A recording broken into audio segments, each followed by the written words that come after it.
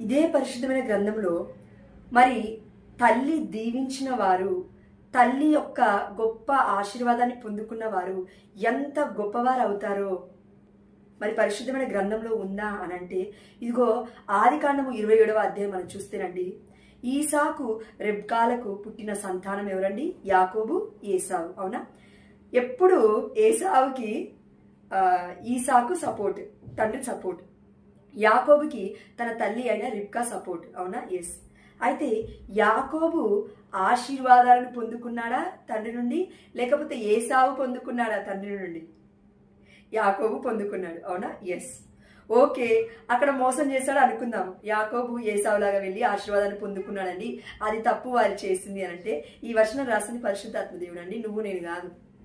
హృదయ అంతరంగం నుండి చూస్తున్న దేవుడికి ఎప్పుడు ఎవరికి ఎక్కడ ఎలా ఆశీర్వాదాలు ఇవ్వాలో తెలీదా? అందుకే యాకోబు ఎన్నో సంపాదించుకొని గొప్ప పశు సంపదతో గొప్ప వ్యక్తిగా, గొప్ప బిడ్డగా పరిశుద్ధమైన గ్రంథంలో మనకు కనబడుతున్నాడు. ఎలా అంటే, ఇదిగో 12 గోత్రాలకి ఒక కర్తగా దేవుడు యాకోబు పేరు నుండి ఇజ్రాయేలుగా నియమించి ఉన్నాడు. ఇదిగో నీ పేరు ఇజ్రాయేలు, యాకోబు కాదు. అంత గొప్ప వ్యక్తిగా దేవుడు మార్చాడంటే తల్లి ఆశీర్వాదం. తల్లి ఎవరి సైడ్ ఉంది? యాకోబు సైడ్ ఉంది.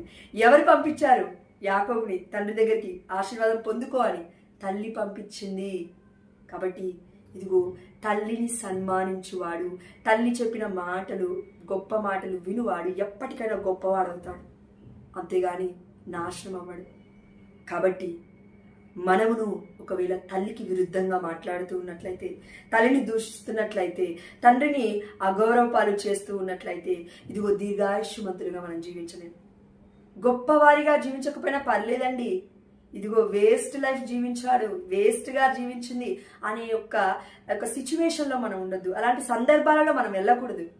అప్పుడు ఏం చేయాలంటే, ఇదిగో నీ తల్లిని సన్మానించయ్యా, నీ తండ్రిని గౌరవించు, దీర్ఘాయుష్మంతుడవుతావు అన్నాడు. యాకోబు ఎలా అయితే దీర్ఘాయుష్మంతుడయ్యాడు, దేవుడి యొక్క పాదాన్ని పట్టుకున్నాడు. యాకోబు పట్టుకొని పినుగులాడాడు, అయ్యా నువ్వు నాతో ఉండు, నాతో మాట్లాడు అని అంటే, ఇదిగో మాట్లాడిన దేవుడు, నీ పేరేంటి అంటే యాకోబు అంటే, తెలియక కాదండి దేవుడు అడిగాడు, నా పేరు యాకోబు అంటే, ఇదిగో నీ పేరు ఇజ్రాయిలు. అందుకే దేవుడు ఎంత గొప్ప ప్రజా సమూహానికి, ఇజ్రాయేలు ప్రజలకి ఆ యొక్క పేరునే తీసి యాకోబుకి పెట్టాడు అని అంటే చాలా గొప్పతనం ఉంది ఆ పేరుకి. కాబట్టి 12 గోత్రాలకి కర్తగా యాకోబు గారు ఓల్డ్ టెస్టమెంట్ నుంచి మనకు కనబడుతూ ఉన్నాడు. ఇదే 12 అనే ఒక ఆలోచన మనం ఆలోచిస్తే, న్యూ టెస్టమెంట్కి వచ్చేసరికి యేసుప్రభుల వారు 12 మంది అపోస్తులను ఎన్నుకున్నాడు. మామూలు విషయం కాదండి. అక్కడ 12 మంది అపోస్తులు దేవుణ్ణి అనుసరించారు, యేసుప్రభుల వారిని.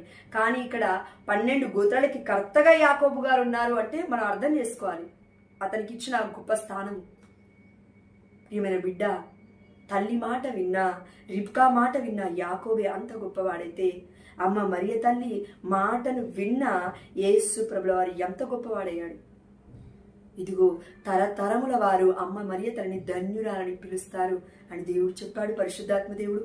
అదేవిధంగా ఈ నామము ఈ లోకంలో ఎవ్వరికీ లేదు, ఇదే ఘనమైన నామము, అదే యేసు నామము అని దేవుడు అంచెలంచెలుగా కుమారుని లేవనెత్తాడు. అది నీ గొప్పతనము, నా గొప్పతనము కాదు, తల్లిని సన్మానించిన యేసు ప్రభుల వారి యొక్క గొప్పతనము. దయచేసి వీడియోని షేర్ చేయండి. మనతోనూ మన కుటుంబాలతోనూ దేవుడి యొక్క శాంతి సమాధానం మెండుగా నిండుగా ఉండునుగాక.